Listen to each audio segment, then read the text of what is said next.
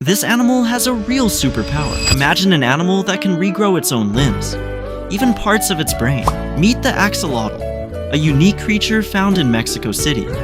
Unlike most animals, the axolotl doesn't fully grow up. It stays in its baby form its whole life. And that's actually its superpower. If it loses a leg, its body can grow it back, not just once, but multiple times. Perfectly, with bones, muscles, and nerves. Scientists are studying this amazing ability, hoping it could one day help humans heal injuries faster. So yeah, this cute little creature might just hold secrets to the future of medicine. If that fact surprised you, hit like and subscribe for more fun facts.